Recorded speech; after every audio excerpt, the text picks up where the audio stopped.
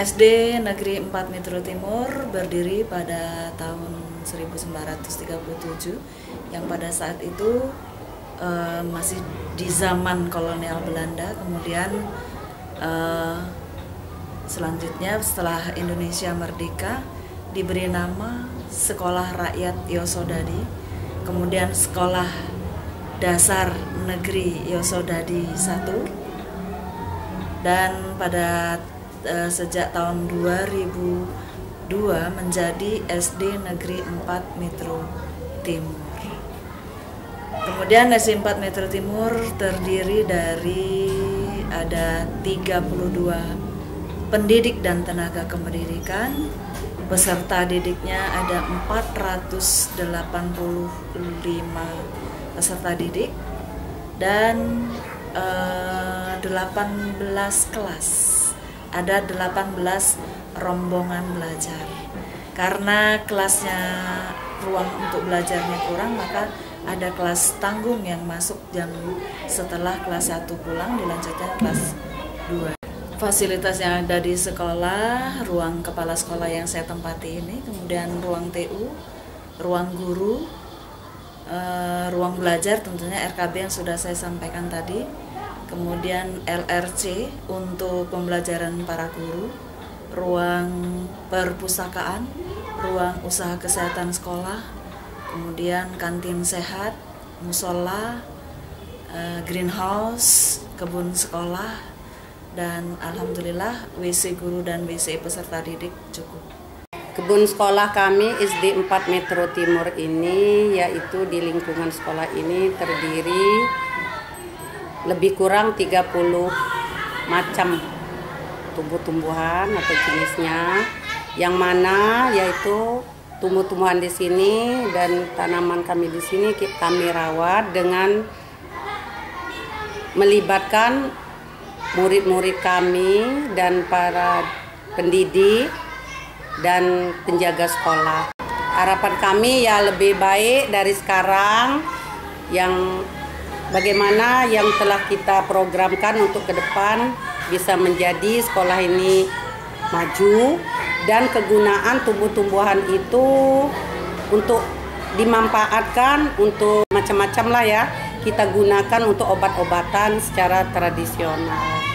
Setelah pengelolaan sampah di sekolah kami lakukan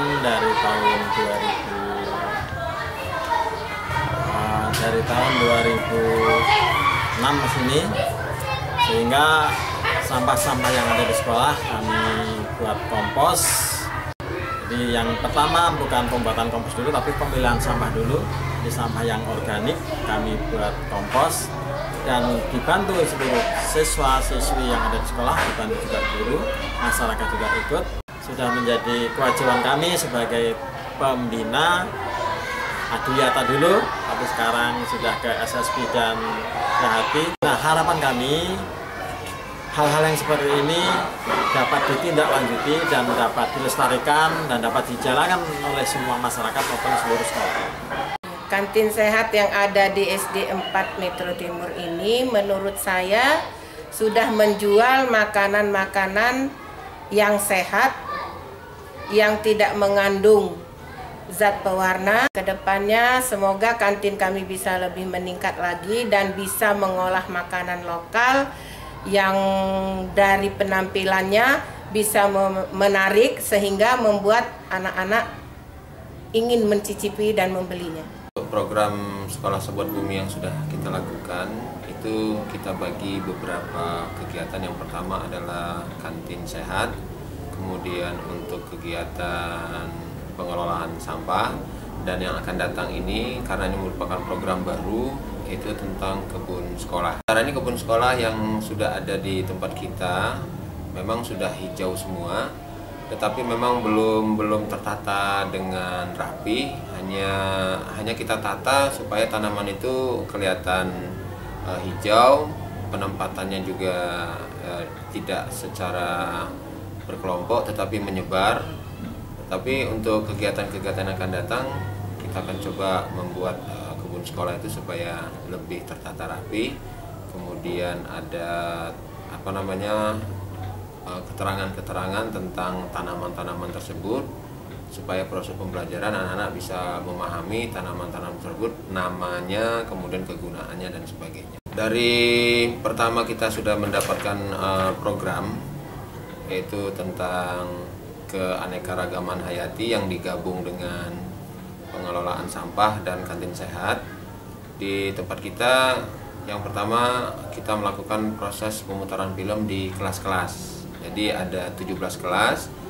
Kita akan melakukan proses sosialisasi kepada anak secara langsung dari kelas 1 sampai kelas 6 dengan memanfaatkan sistem pembelajaran yang ada di kelas. Dan kemudian di kelas tersebut dilakukan suatu proses tanya jawab untuk di mana kita bisa melihat kemampuan anak dari proses film tersebut untuk kita aplikasikan ke kehidupan sehari-hari. Kemudian kegiatan yang lain yaitu sosialisasi Sekolah Sabut Bumi kepada kawan-kawan atau dewan guru serta warga sekolah. Harapan kita sebenarnya tidak terlalu mulu-mulu. Dari awalnya program ini berlangsung, kita hanya menggunakan satu proses di mana proses tersebut intinya adalah untuk proses pembelajaran di sekolah.